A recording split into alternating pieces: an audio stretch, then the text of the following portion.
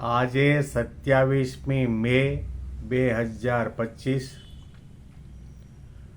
મંગળવારના દિવસે આજના ચિંતનમાં તમામ સંતો હરિભક્તોને મારા સાષ્ટાંગ પ્રણામ. જય સ્વામિનારાયણ. આજનું ચિંતન નંદ સંતોના કીર્તનો, મર્મ અને રહસ્ય.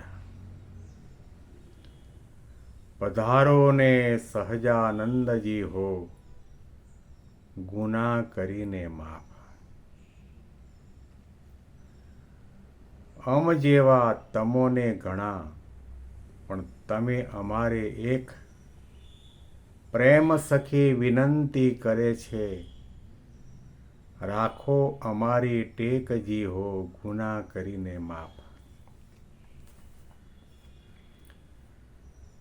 પ્રેમ સખી પ્રેમાનંદ સ્વામીના આ પદની છેલ્લી પંક્તિમાં અદ્ભુત શબ્દોનો પ્રયોગ કર્યો છે.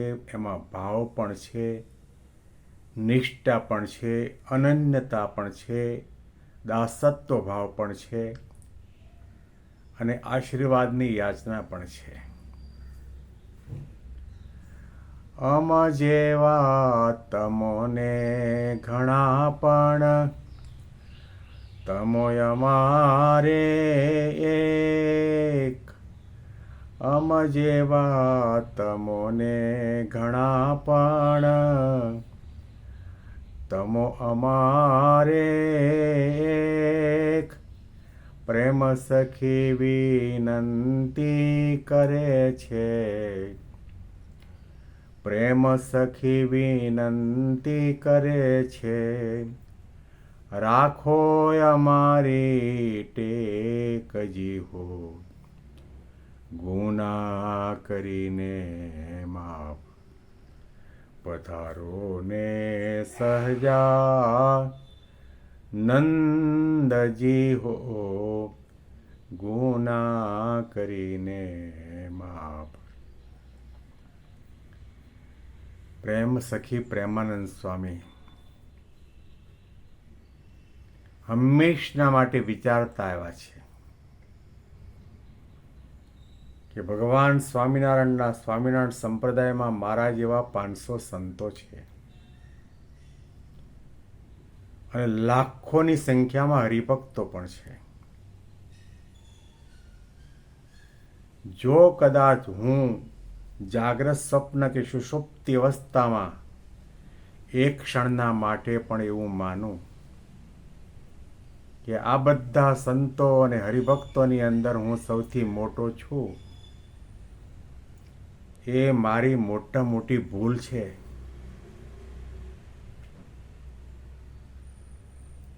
ભક્તિ અને ઉપાસના કરવાવાળી વ્યક્તિએ ઈચ એન્ડ એવરી મોમેન્ટ એ વિચાર કરવાની જરૂર છે. પૃથ્વી, જળ, તેજ, વાયુ, આકાશ, મહત્તત્વ, અહંકાર, પ્રધાન પુરુષ, પ્રકૃતિ પુરુષ અને એનાથી પણ પર એવા અક્ષર બ્રહ્મ, જેના એક એક રોમમાં અનંત કોટી બ્રહ્માંડો પરમાણુની માફક ઉડતા ફરે છે, એવા અનાદિ અક્ષર બ્રહ્મ કરતા પણ અનંત ગણા પર એવા ભગવાન સહજાનંદ સ્વામી મહારાજ એ એક છે, અદ્વિતીય છે અને એમનું ભજન ભક્તિ કરવાવાળા, ઉપાસના કરવાવાળા મારા જેવા લાખોને કરોડોની સંખ્યામાં છે.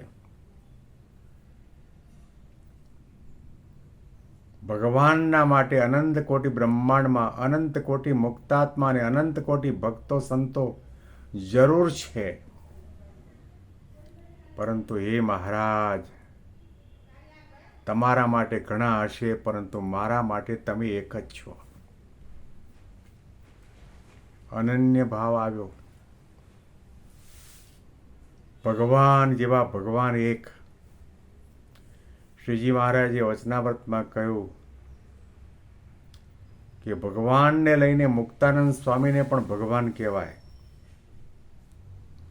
પણ ભગવાનને લીધા વિના અક્ષર બ્રહ્મને પણ ભગવાન કહી શકાય નહીં.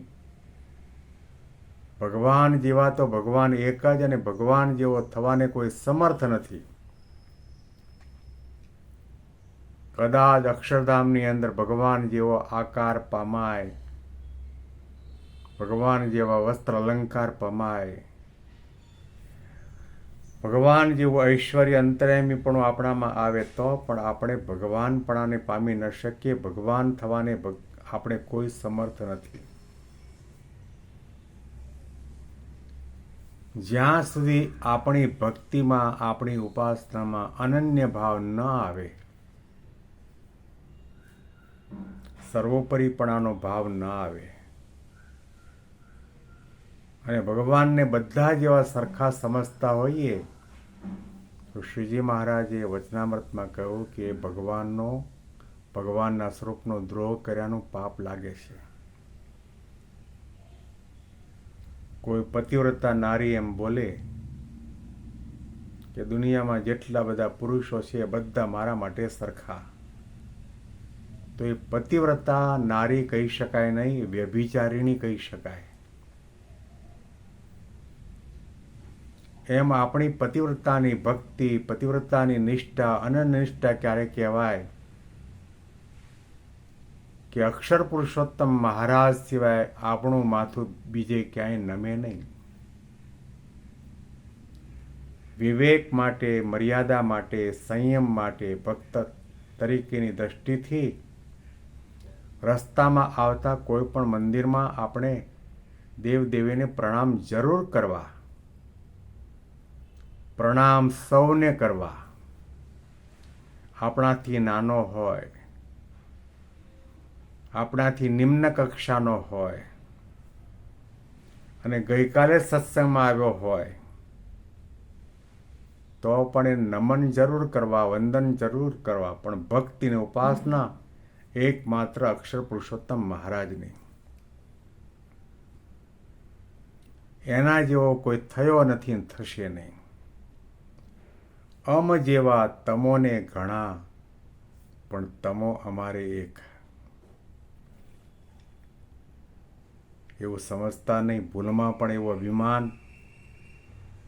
કરતા નહીં, ભ્રમમાં રહેતા નહીં કે આ સત્સંગમાં મારા જેવો કોઈ ભગત નહીં, મારા જેવો કોઈ સાધુ નહીં. આપણા જેવા અનંત છે, આપણાથી ચડિયાતા છે, આપણાથી ઘણા ઉત્તમ છે, આપણાથી ઘણા આગળ છે. સ્વામીએ પોતાની વાતમાં લખ્યું કે સત્સંગમાં આગળ કોણ વધે અને કોના ઉપર સંતનો અને ભગવંતનો રાજ્યપો થાય, કૃપાદ્રષ્ટિ થાય કે જે એમ માને કે હું આ સત્સંગમાં અતિશય અજ્ઞાની છું. બધા જ્ઞાની છે, બધા સમજે છે, મારે સમજવાનું બાકી છે. આ બધા ઘણું કરીને આવ્યા છે, મારે કરવાનું બાકી છે. મારા કરતા સૌ કોઈ મહાન છે, મોટા છે, પૂજનીય છે, વંદનીય છે. હું સત્સંગમાં કંઈ જ નથી. આવી પ્રકારની નમ્રતા અને દાસત્વ ભાવ જ્યારે હૈયામાં દ્રઢ થાય, ત્યાર પછી સંત અને ભગવંત આપણા ઉપર કૃપાદ્રષ્ટિ કરે છે, રાજીપો વરસાવે છે.